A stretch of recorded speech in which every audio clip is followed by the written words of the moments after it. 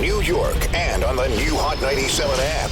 Ebro in the morning on Hot 97. It's Ebro in the morning, the beautiful Laura Stiles. Rosenberg's on assignment, and we have Marianne 2020 here.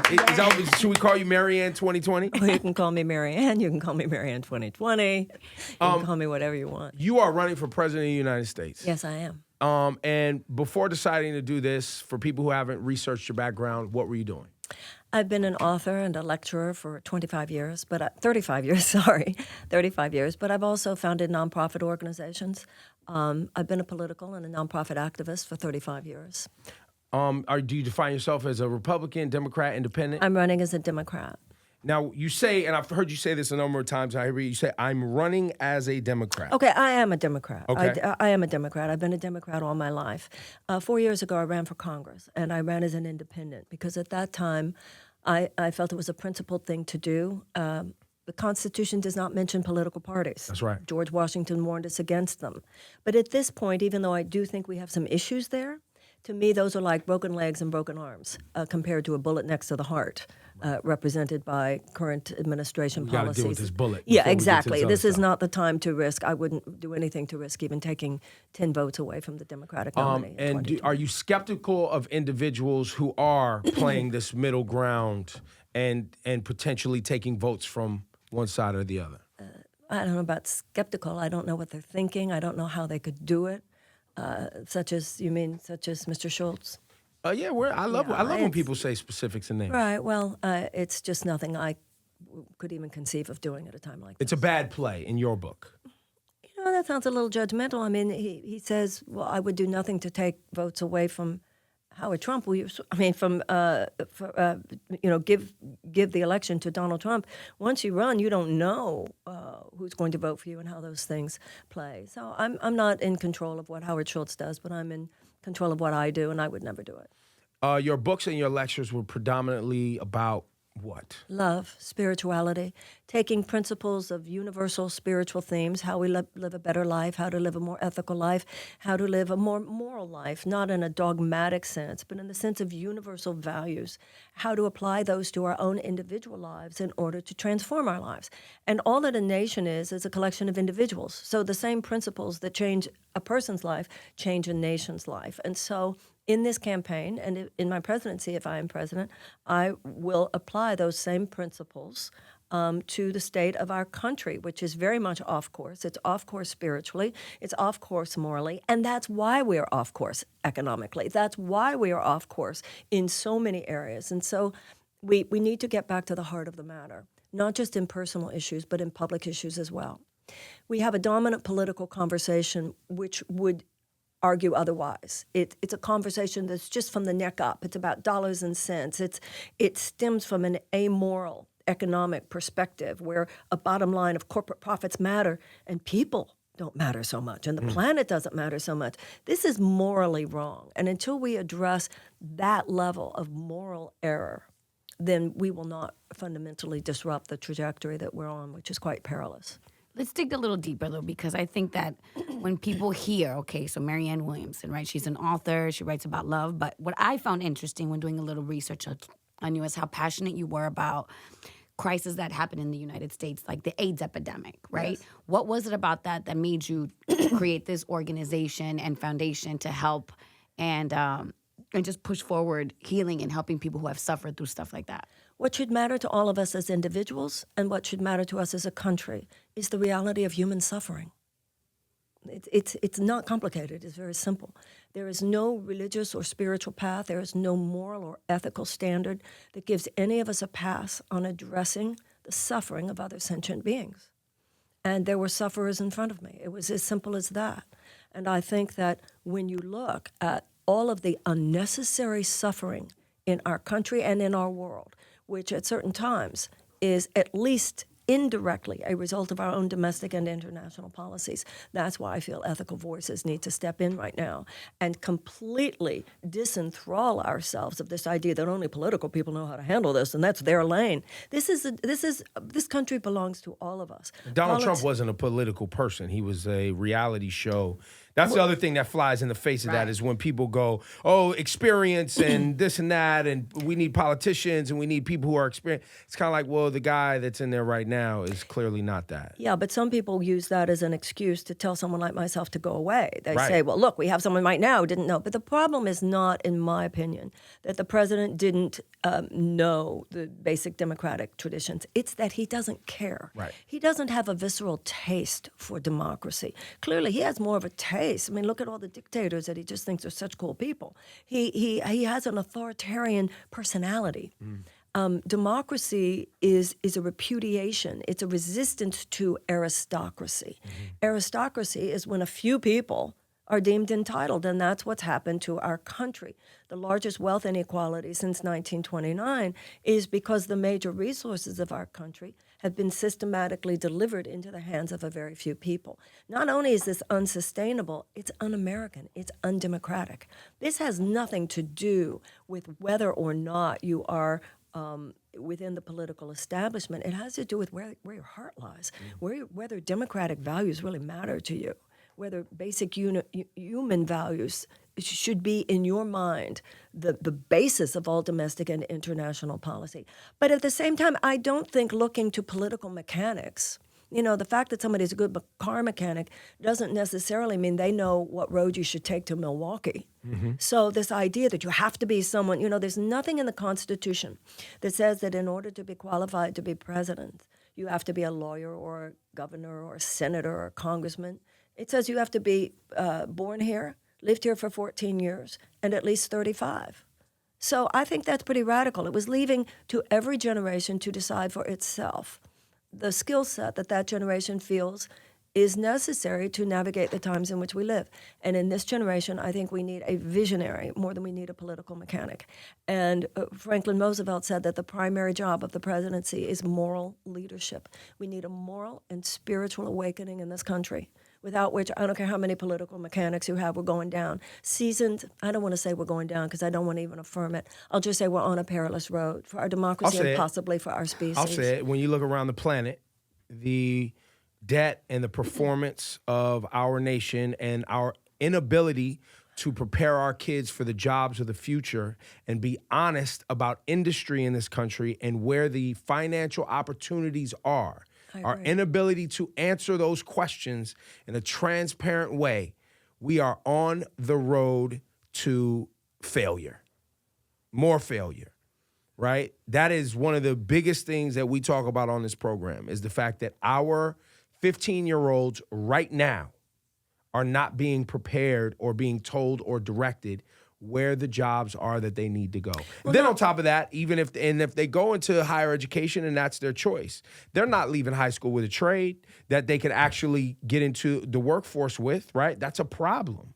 And the problem goes, in my mind, deeper than that, because if an 8-year-old has not been taught how to read, by the time they're 8, and millions of American children are trapped in chronic trauma. The PTSD that they are experiencing, according to psychologists, is no less severe than the PTSD of a returning veteran. For sure. We live in New York City, so we know exactly what's going on. So these children, if they can't read by 8, chances of high school graduation are drastically decreased, chances of incarceration are drastically increased.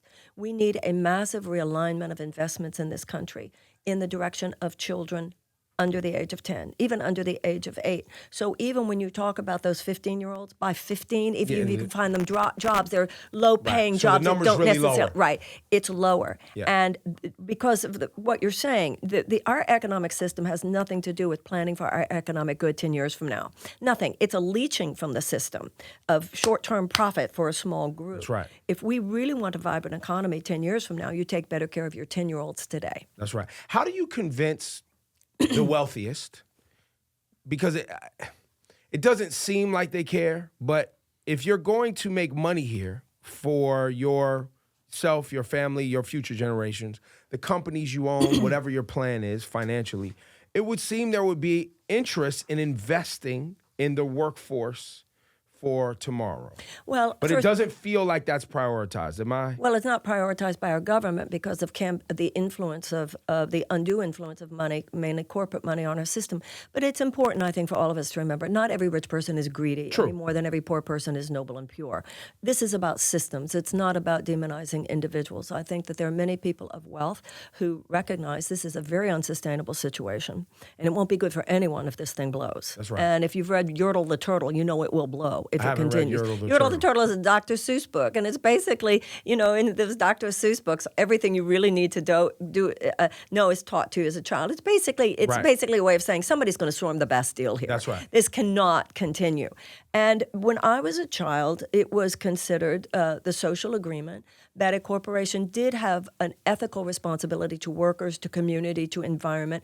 They had more than just a fiduciary responsibility to stockholders. It was recognized that there were more stakeholders than just those who owned stocks. This started in 1980. This is a 40-year ethical and moral aberration. And I think it's so important. I always feel that at a certain age, you're like the keeper of the story. And I always say to younger people, it was not always this way. And we should not just assume that corporate profits, short-term profit maximization for oil companies, chemical companies, big pharma, health insurance companies, military contractors, should be this bottom line. It has become the new big brother. And you can't have that and have democracy.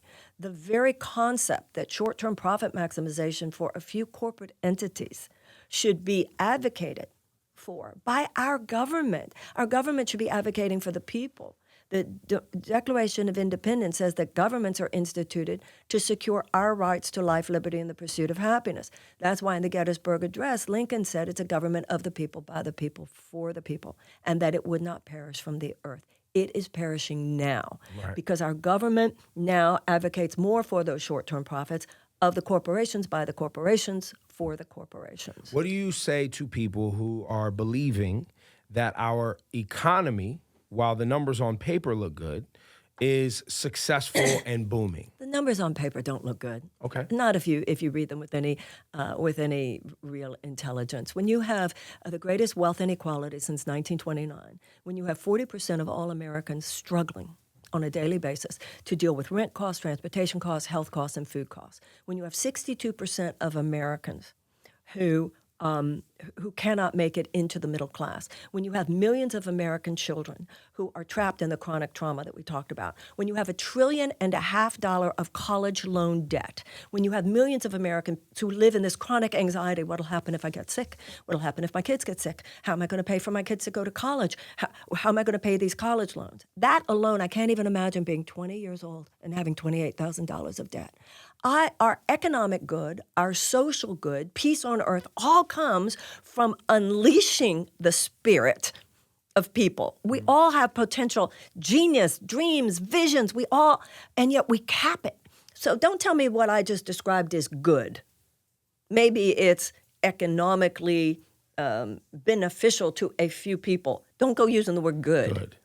What is your stance on immigration? Well, we are a nation of immigrants. My father was an immigration lawyer. My brother is an immigration lawyer. All four of my grandparents were immigrants. We do not and did not have a crisis at the border. This was a made-up drama by someone who wants to create fear and use the demonization of immigrants who are seeking asylum. And specifically brown people. Specifically brown people. This is so racist, and this is so un-American, really. So, there was an article in the New York Times written by the mayor of McAllen, Texas, down there at the border, where he said, actually, things were going fine. When you go to Ellis Island, here we are in New York. Have you been to Ellis Island recently? I took my mother there when she was alive. When you see these pictures, unless you're descended from slaves or descended from Native Americans who were here for thousands of years before the white European settlers came, that's who your grandparents were, or your parents, or your immigrants bring a new lifeblood. Immigrants, what people have to go through to become citizens, they end up, you and I were talking before about not knowing American history, they know so much. So this is a terrible, terrible assault on a basic democratic value, what is happening with this president. And it's more than an assault on those people. It's an assault on the foundations and on the values of our country, and on an assault on the value of our deep humanity. How much of this behavior, though, is directly tied to enforcing white supremacy on poorer people and to the world of this kind of like, we're America, law and order? America is at a point of a deep identity crisis. There are some people in America, and I actually believe it's the majority of people, who go, oh, this is so cool. Somebody came from Guatemala, and somebody came from Africa, and somebody came from Turkey, and somebody came from China, and how cool is this? And we're black, and we're brown, and we're white, and we're all going to be, wow, this is so amazing what it's going to be 50 years from now, and you have the genius of one culture and then the genius of another culture, and oh my God, this could be so amazing 100 years from now. And then you have others who say, oh no, we will not be doing that. Right. Now, I believe there are, in this country and in the world, I feel far more people love than hate. That's right. The problem is those who hate have harnessed racism, bigotry, etc., for political purposes. And conviction is a force multiplier. That's what this president did. He harnessed fear for political purposes. But you know what? It's like an opportunistic infection. It couldn't have happened if the immune system hadn't been so weak, and too many of us were disengaged from politics. Too many of us thought somebody else is handling it. And so what's happened is you have far more people who love, but those who hate with such conviction and political force. We now need to harness our love and our decency and our dignity and our compassion and our belief in what democracy can mean and our deep human values. We need to harness that for political purposes. And would you also say that people are already living in fear, right? So people begin to start picking sides when they feel like things are crazy. That's part of the aristocratic agenda. Right. Put people in enough survival that they literally don't have time for civic engagement.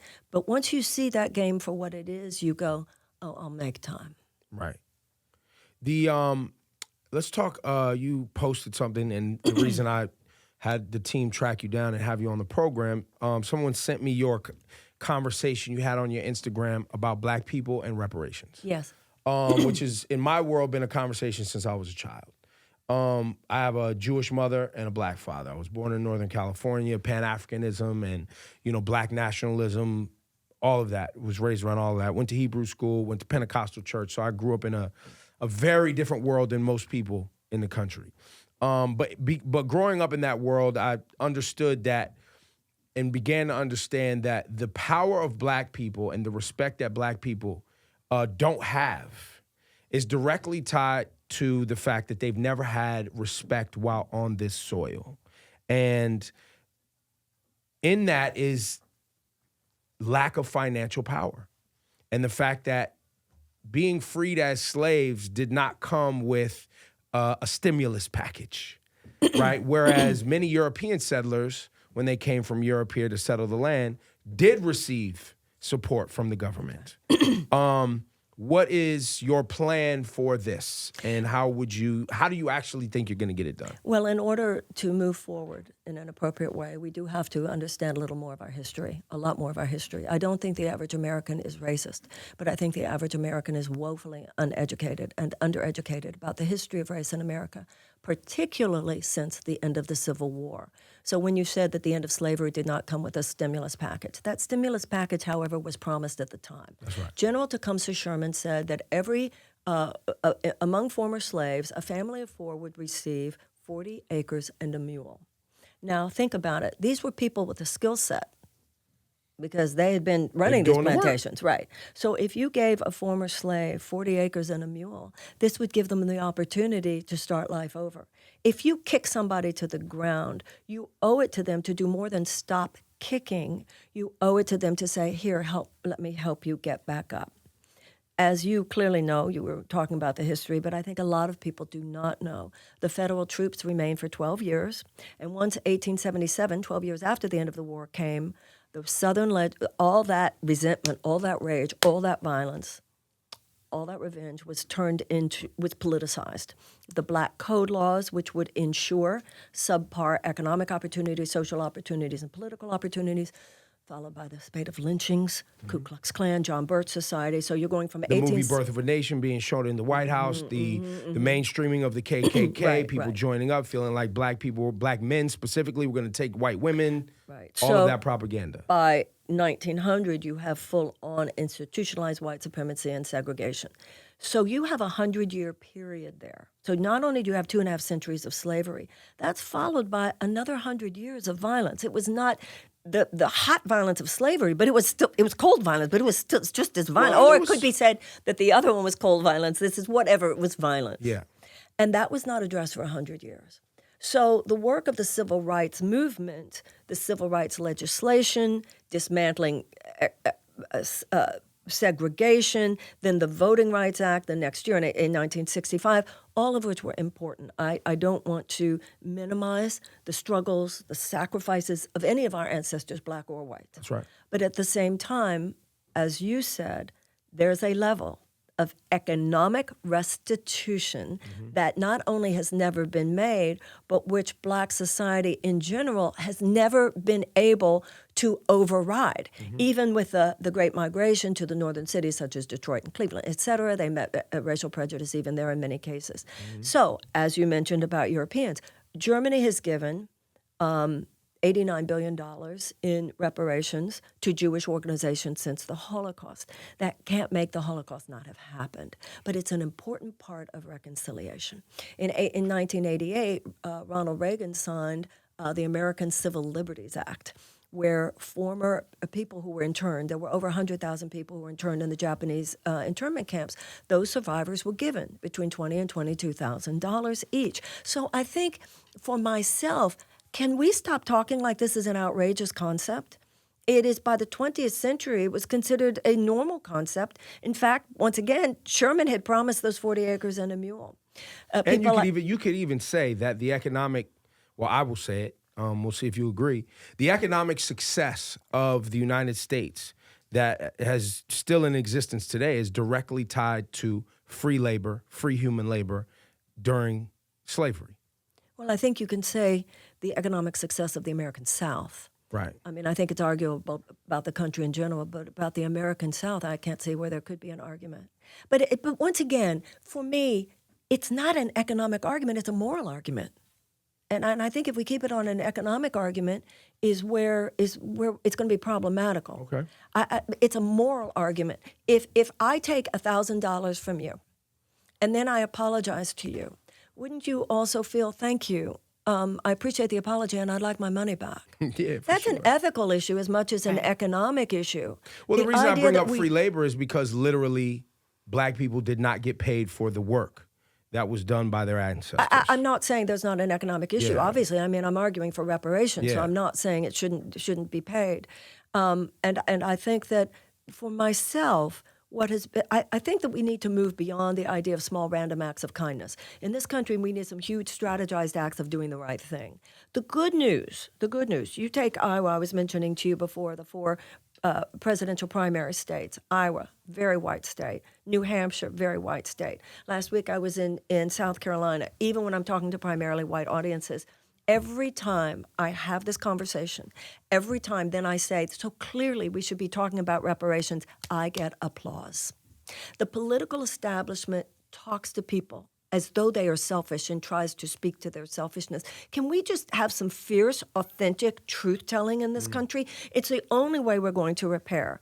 And so whereas the dominant political conversation would be, oh, we're not going there. Right. We must go there, whether it has to do with the millions of American children in trauma, whether it has to do with a conversation about what is owed, a conversation about reparations, whether it's a conversation about the total insanity of a national defense agenda led more by short-term profit maximization from military contractors and aerospace industry than by any genuine agenda for peace on this earth.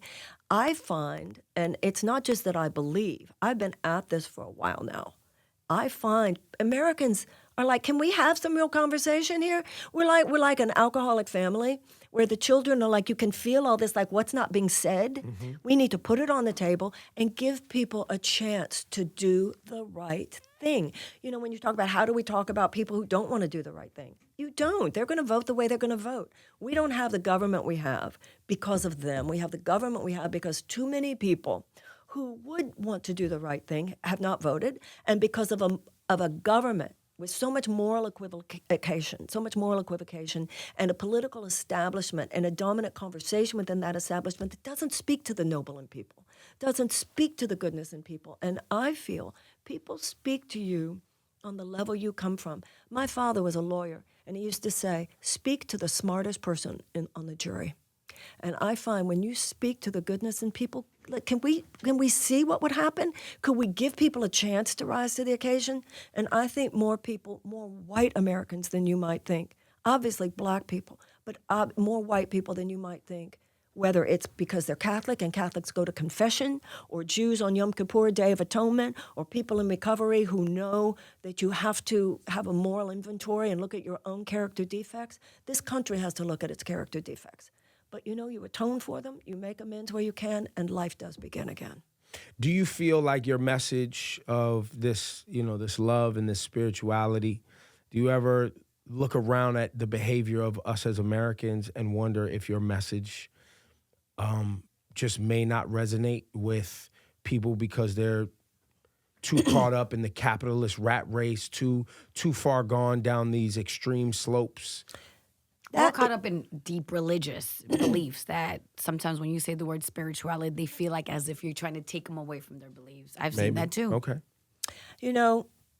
You only go into that kind of thinking if you're worried. We worry too much about whether our message is popular. We don't worry enough in life about whether we're saying the right thing.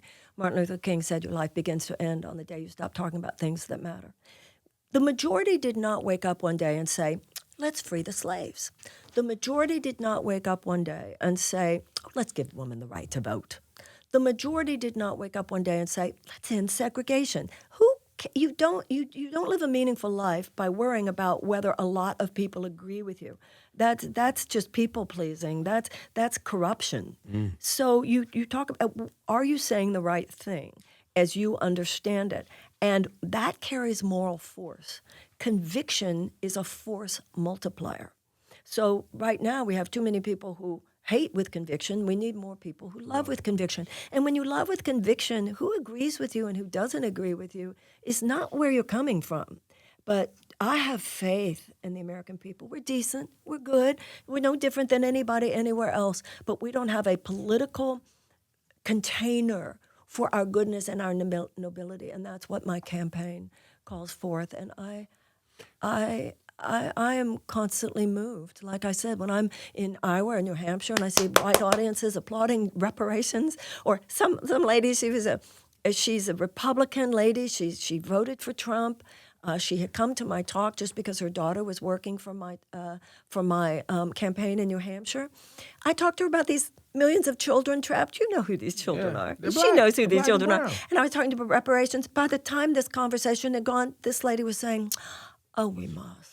Oh, absolutely. It's the only right thing to do. I'm sitting here laughing inside. Or I'll tell you another one.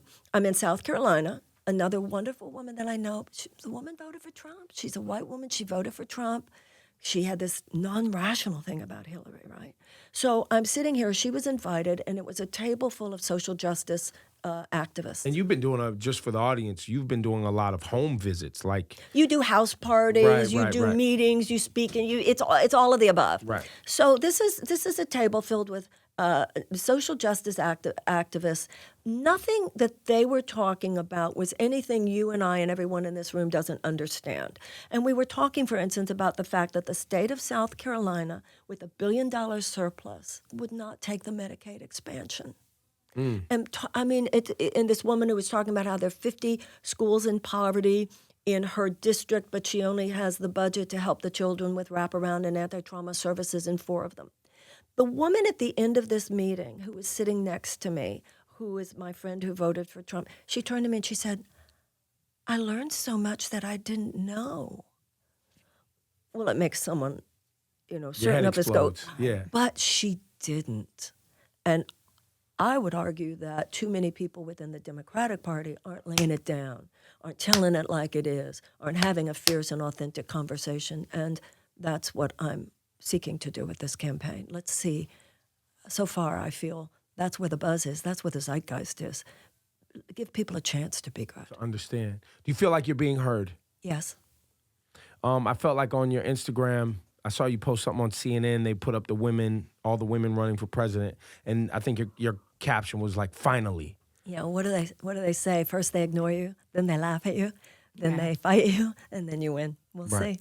Do you I get this sense that you're here for the conversation, and you definitely want to win for president, but you're here to change the trajectory of our center, or what we believe our center is. You're here to blaze a new trail and open up some new dialogue. That's what I feel like your initial purpose. It's got to go here. further than conversation. We're too close to the cliff. I'm not here just to elevate the conversation. I'm here to try to elevate America. And I also think as a feminist issue, we're trained to think that's the best we can do, because God forbid we should say we're actually seeking power. That's considered unattractive. So we can say, oh, I'm only here, when people say you'll get your voice out. My voice is out. My voice is out there.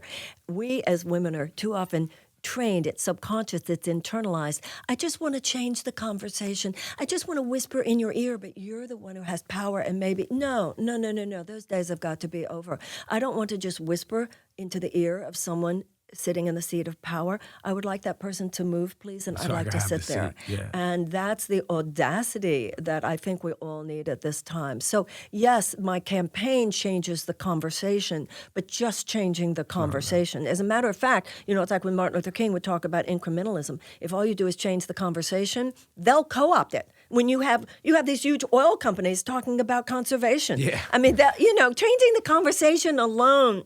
They'll use it as a marketing tool. For sure. I'd like to change the behavior, please. Do you how do you feel about Colin Kaepernick?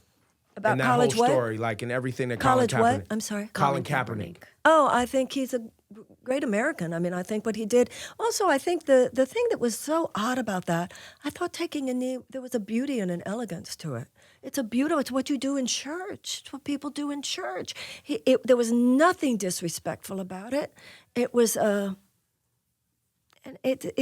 what is un-American is putting him down for exercising not only that right. It is not only a right, it is a responsibility to speak up, to protest, to express our grievances to a nation that is off track. And when you hear him and other black athletes, I'm very touched by men or women, but in that case, it's men. They've made it out. They've escaped. Well, he's adopted kid from a middle-class, upper-class family. Yeah, exactly. And their family. So people who themselves theoretically could say, I made it out. But they are saying, I am not willing to be silent about those who didn't have the athletic genius or didn't have, I thought it was very profound and moving. And the fact that the system came after him is because the system recognized moral force. Recreational marijuana. Oh, please, marijuana. It's so silly to me that we're even having this conversation. And it would also, if you were president, it would not be on the same list as, I don't know, heroin and these other. Well, I think there's a conversation to be had about all of it. In what way? Well, I think that the drug war clearly is not working. And I think, first of all, the biggest drug dealer in America is Big Pharma. I was going to go there next. So that we need to recognize the distraction for what it is. When former Department of Justice Chief Sessions said that marijuana was the main gateway drugs to opioids, it's absurdly untrue. 3/4 of all cases of opioid addiction, the gateway was legal pharmaceuticals. And when you look at things such as OxyContin, such as the abject criminality involved there in the company that began to market OxyContin when we have known for thousands of years that narcotics are like that are addictive. So it's one more place where the dark underbelly of American has to be brought up. You can't bring the light to the darkness. You got to bring the darkness up. And none of these big pharmaceutical CEOs, directors, whatever their titles are, will see any impact or be held accountable in any way, will they? I mean, it feels like they keep getting off. Well, and once again, you're going back to the fact that we have a system now, we have a government that is basically a system of legalized bribery. And so their advocacy for short-term profit maximization overrides concern for in too many cases, for the American people and the planet on which we live. Now, I have had CEOs of such companies say to me for years, Marianne, let me tell you, if I did what you wanted, I would be fired by my board and replaced by someone even worse. So it's got to be, even though there is a drive towards a more conscious capitalism.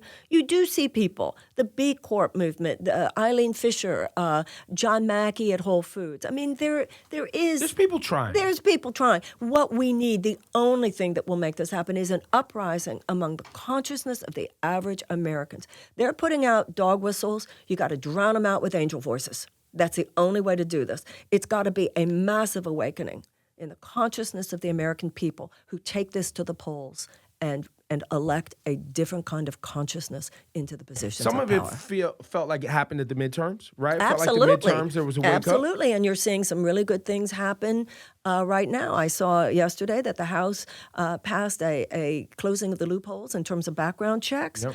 What they're trying to do now with getting rid of gerrymandering. I mean, the House is rocking it now with people like Alexandria Ocasio-Cortez. Yeah, she's our friend. And Nancy Pelosi seems to have some new air beneath her wings. So, yeah, we just have to keep it going. This is just, as Winston Churchill said, this is not the end. It's not even the beginning of the end. It's the end of the beginning. That's where we are now. We got to keep it going and hopefully really smash it in 2020. Let's go to guns. Today is the anniversary of the Parkland shooting in Florida, and we just continue to have mass shootings, and there's this crazy rhetoric with regard to like sensible gun laws is somehow taking away people's rights, and in a time where we clearly, because of big pharmaceutical and other fear, have manifested a society that is on the edge, on prescription drugs, guns in their hand, mental health issues. We have a lot of work to be done with regard to management of legal guns and having a sensible conversation, right? What is your perspective there? How do you plan to go about dealing with it? This is another example where the consciousness of the American people is not the problem. We now have, for the first time, you have a majority of Americans who want universal background checks. You have a majority of Americans who want to outlaw bump stocks. The conversation is on the table about whether military-style rifles should be in the hands of a regular civilian population.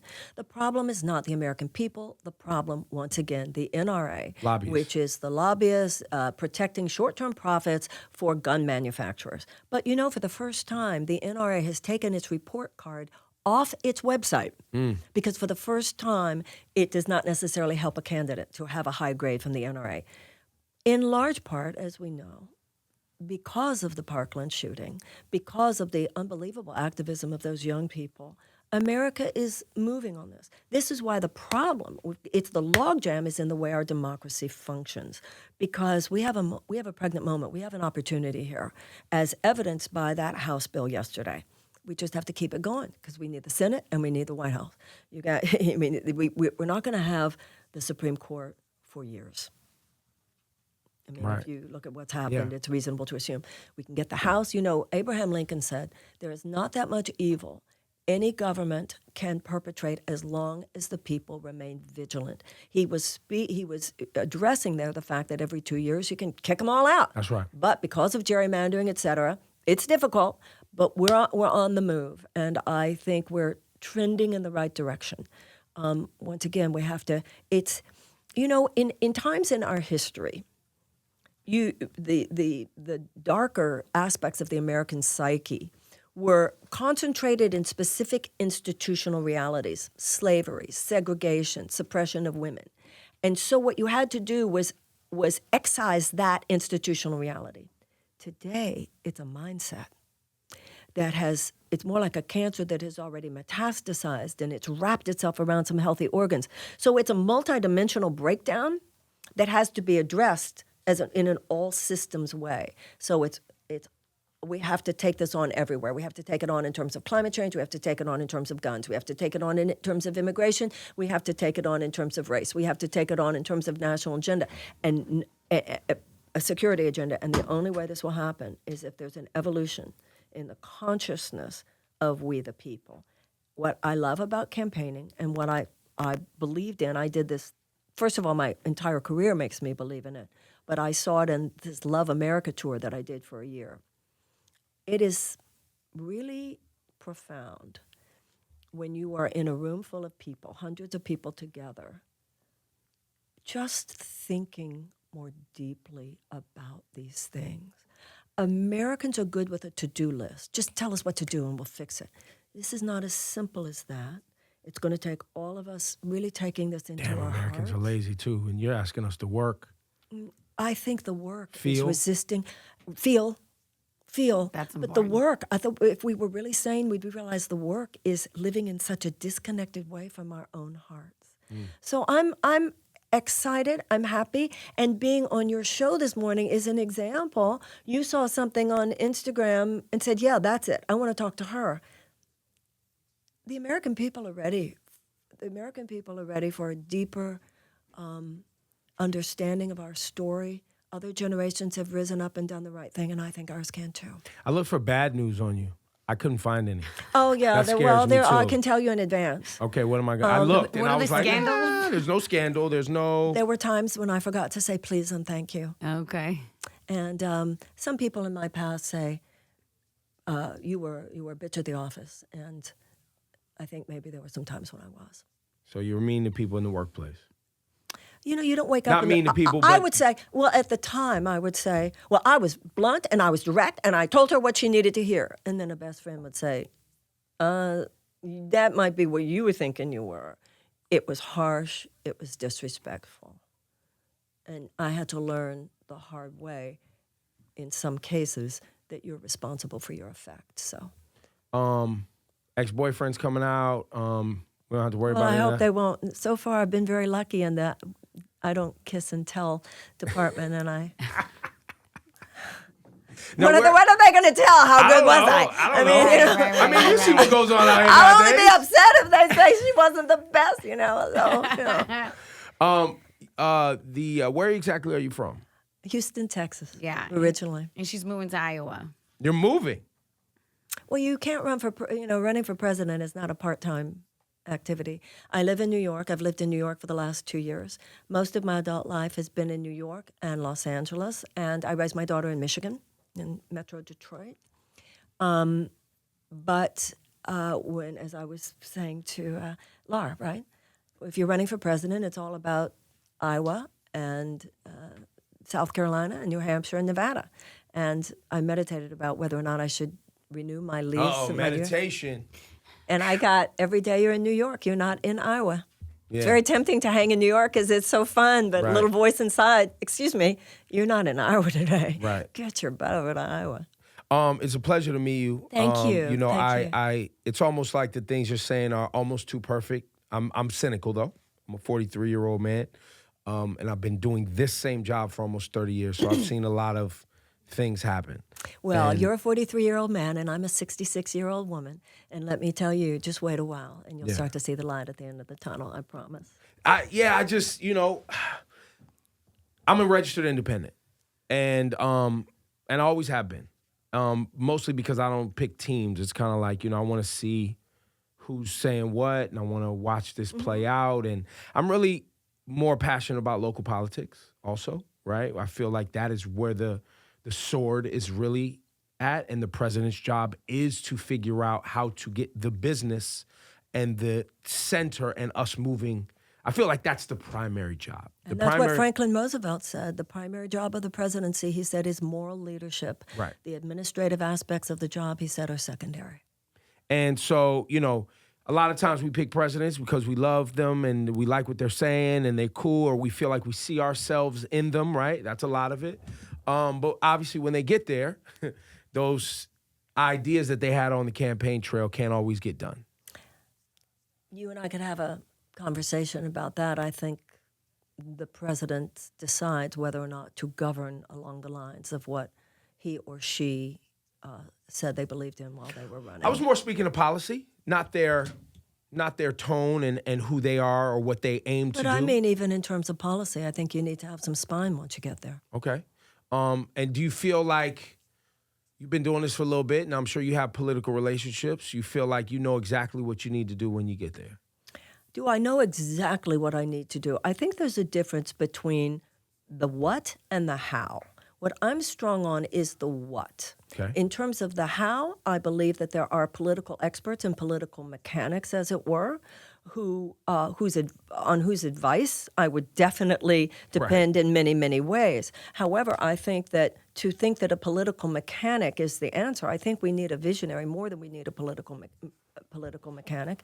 You can have the best mechanics and even in the best car, but that doesn't necessarily mean that you know what road to take to Milwaukee. That's right. So I believe that I have the ability to and I have the conviction to lay out, and that's what a campaign is. This is the road I believe we should be on. And if the American people elect me, then I think the American people have every right to expect me to work with the greatest minds in terms of political execution to bring those things to bear. And lastly, how much, I guess, what's the word I'm looking for? Responsibility does the United States of America have with regard to what's happening globally in many places, and how are you going to address those things? Because this is heavy lifting, right? The border security and things like that, and that the migrant issue from Central and South America is directly tied to unstable governments, their inability to do business, their inability to have industry locally. So people honestly want to live. It's also due to our exportation of criminals. MS-13 started in the United States. Oh, there are those who would disagree with you about that. Not the founders of the MS-13. We exported the MS-13 to Central America. Those individuals were kids who came here at a young age, and they were sent home into an environment that got very crazy. There's a lot of both and there with MS-13, but we don't... Yeah. But my point being is we have exported some of our problems. We've created some of the problems that we currently have. I understand. When I was a child, or even a young woman, and I would hear politicians talk about our vital national interests abroad, I naively thought they meant democracy, universal human values, Western liberalism, and have come to understand, as we all have, that too often they meant no. The corporate interests, multinational corporate interests. Selling weapons. Oil, etc. Yeah. And as a consequence, there are many, many ways in which either directly or indirectly, U.S. foreign policy, directly as in the case of the invasion of Iraq, indirectly, in many cases, the ones you're mentioning in Latin America, indirect and direct, have caused many problems. But I believe that this is a time for very nuanced thinking. It's like when you go to therapy. You have to look at what you've done wrong, but remember, you didn't do everything wrong. There are some people in America today who are blind to anything we've ever done wrong and just rah-rah America. They're blind to our problems. But there are some people today who are so focused on what we've done wrong that they're blind to anything we've done right. We're people. And I think right now we need people who will look at the problems, but identify with the problem solvers, both in our past and in our present. So we don't need rah-rah, let's not look at what's wrong, people. That's blindness. But it's also blindness to be so focused on what we've not done wrong that we don't leave a space for atonement, amends, and also appreciation of the lot of many things that we have done right. And that's the space I would try to hold as a president, to make things right, what needs to be made right, but continue to honor and celebrate what is most beautiful about this country. And holding leadership in other places accountable for abusing their citizens, or we have to stand for civil rights. Of course, we have to stand for human rights. If you look at what's happening in Saudi Arabia, just about saying Yemen, for the sake of $100 billion in arms sales, and then include that the $500 billion the $500 million a deal that Boeing has with the Saudis, with which they are prosecuting a war in Yemen. Tens of thousands of people have starved, including all those children. Millions, I think, And Mike Pompeo says, well, you can have strategic partnerships with people who share your values. No, you can't. That means you have sacrificed your values. That's called blood money. And so that is a perfect example of where we have, for the sake of $1, sacrificed everything that is the moral values that Americans should care about. And if you believe, whether you use the word karma from an Eastern perspective or cause and effect from the Western, you know that this is very perilous. If the United States continues in directions like that to allow the values that make you a human being good. Well, those are the values that make a human being good. Right. If we don't live those values and align with those values, the trajectory of our future will be perilous indeed. You've said that a number of times in this conversation, and I applaud you for that. Because you. That's not a popular conversation. We don't know yet, do we? Because we haven't had enough politicians saying it like it is. Okay, Let's revisit that after election results. I love that perspective as well. Optimism. America has done the right thing before. We can do it again. Marianne Williamson is her name. Marianne 2020. I appreciate all the transparency. I appreciate the talk. And I really appreciate who I believe you are as a human. Thank you. I just hope everyone else appreciates it. And like I said earlier, I'm a little bit cynical. So I just really hope that people galvanize around your message. I don't find you cynical, actually. Cynicism is an excuse for not here we helping. go, Marianne. You are skeptical in a healthy way, and every American needs to be. Marianne. At the deepest level, you're a patriot, and you know it. Give it up one time, Marianne. Thank you for your time. Thank you.